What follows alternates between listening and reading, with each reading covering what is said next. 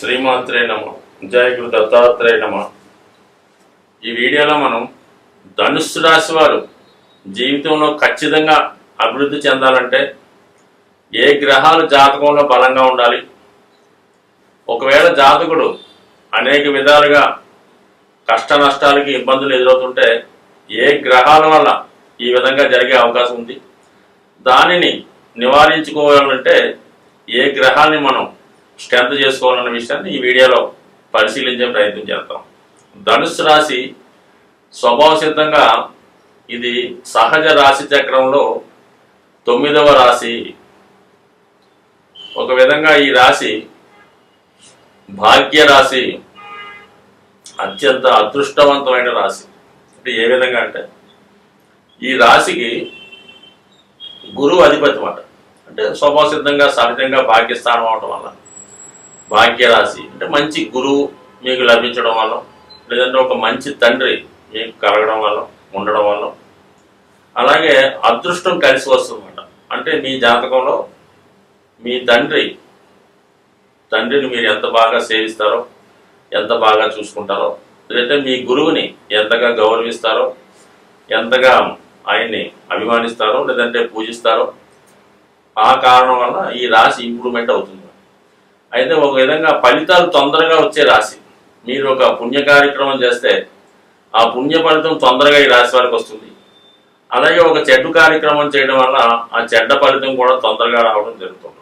So అటువంటి రాశి ధనుసు రాశి. అంటే గురువు కంపల్సరీగా ఈ రాశి వారికి బలంగా ఉంటేనే జాతకుడి యొక్క వ్యక్తిగత గౌరవం, అలాగే అతని యొక్క క్యారెక్టరు, అతని యొక్క విద్య, ఉన్నత స్థాయి, అలవాట్లు, బిహేవియరు, సాంప్రదాయాలు, సంస్కారం, ఇవన్నీ కూడా గురువు బట్టే ఆధారపడి ఉంటాయి.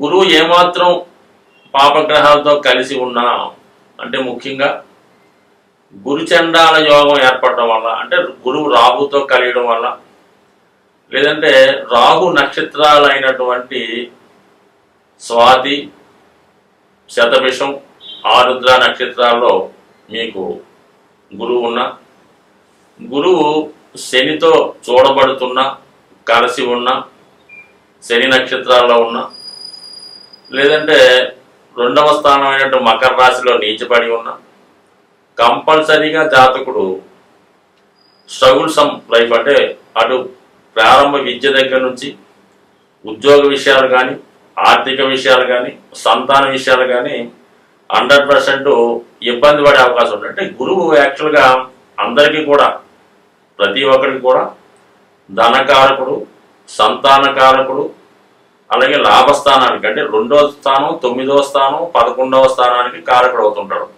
అలాగే ఉన్నత విద్య, సంస్కారం, ధర్మాన్ని కాపాడడానికి కూడా గురువే కారణం అవుతుంటాడు.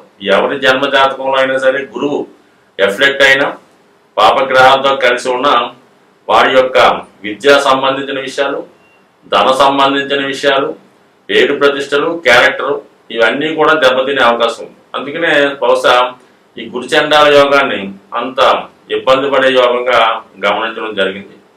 సో ఒక విధంగా శనితో కలిసి ఉన్న కొంతవరకు క్రమశిక్షణతో, గురువుల యొక్క తండ్రి యొక్క శిక్షణతో ఖచ్చితంగా జాతకుడిని మంచి మార్గంలో పెట్టచ్చు. అయితే రాహుతో కలిసి ఉంటే మాత్రం కంపల్సరీగా అది చాలా ఇబ్బందికరంగా జాతకుడు మారే అవకాశం ఉంది. ఒక క్రిమినల్ గాను, ఒక నేరస్తుడు గాను, ఒక సంస్కారవంతం లేని జీవితాన్ని గడిపే అవకాశం ఉంటుంది. కాబట్టి చాలా వరకు దానికి సంబంధించిన పరిహారాలు కూడా దానికి ఉంటుంటాయి. బట్ ఎనీహో ఏదన్నా ఇది కొంత ఇబ్బందికరమైనది కాబట్టి కంపల్సరీగా గురువు పాపగ్రహాల యొక్క ప్రభావం లేకుండా చాలా బలంగా ఉండడం మంచిది. అయితే ఏ గ్రహానికైనా గ్రహాలు యొక్క ఇతర గ్రహాల సహకారం కంపల్సరీగా ఉండాలి.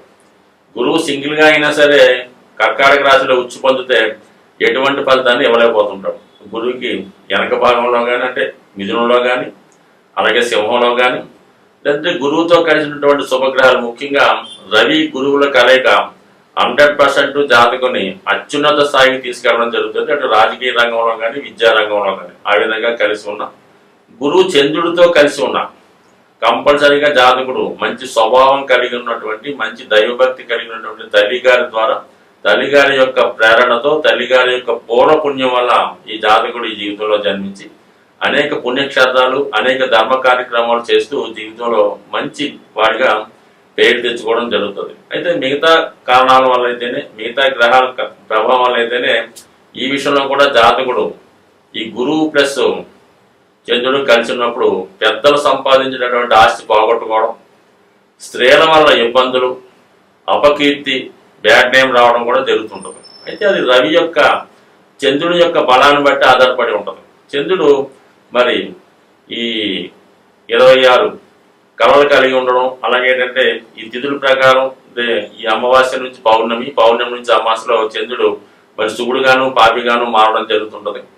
సో ఈ కారణం వల్ల పాపగ్రస్తుడైనటువంటి చంద్రుడు అంటే రవికి దగ్గరగా ఉన్నటువంటి చంద్రుడు కంపల్సరీగా గురువుతో కలిసి ఉండడం వల్ల జాతకుడు ఈ విధంగా, ఎందుకంటే గురువు ఈ ధనుసు లగ్నానికి చతుర్థాధిపతి, చంద్రుడు అష్టమాధిపతి.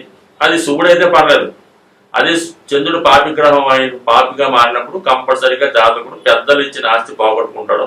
2 స్త్రీల వల్ల అపకీర్తి వస్తుంది, అలాగే కొంత బ్యాడ్ నేమ్ కూడా సంపాదించుకుంటాడు. ఏదో ఒక బలహీనత వల్ల జీవితాన్ని నాశనం చేసుకునే అవకాశం కూడా ఉంటుంది. సో అందువల్ల అంటే చంద్రుడి యొక్క స్ట్రెంత్ ఈ జాతకుడికి చాలా ఇంపార్టెంట్.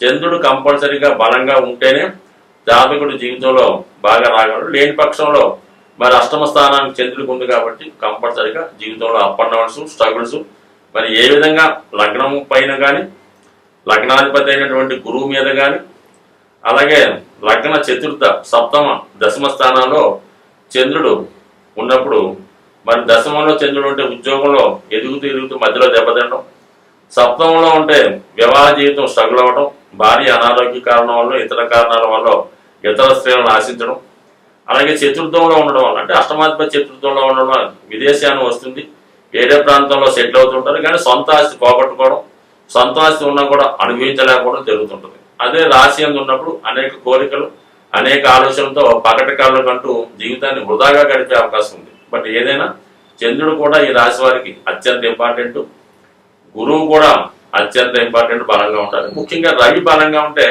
ఇవన్నీ కూడా సాల్వ్ చేయడం జరుగుతుంటుంది. ఈ 2 గ్రహాలు అంటే రవి ప్లస్ చంద్రుడు ప్లస్ గురువు, వీటి తర్వాత కుజుడు కూడా కొంతవరకు ఈ జాతకుడికి అటు ధైర్య సాహసాల విషయంలో కానీ విదేశ ప్రయాణంలో కానీ కుజుడు కూడా బలంగా ఉంటే, అంటే గురువు ప్లస్ కుజుడు ప్లస్ రవి ఈ 3 త్రికోణాధిపతులు అన్నమాట, అంటే లక్ష్మీ స్థానాధిపతులు. ఈ 3 కలిసి ఉన్న విడివిడిగా ఉండి ఒకదానికి ఒకదానికి కనెక్షన్ ఉన్న జాతకుడు ఏ స్థాయిలో ఉన్నా 100% జీవితంలో పైకి రావడం జరుగుతుంది.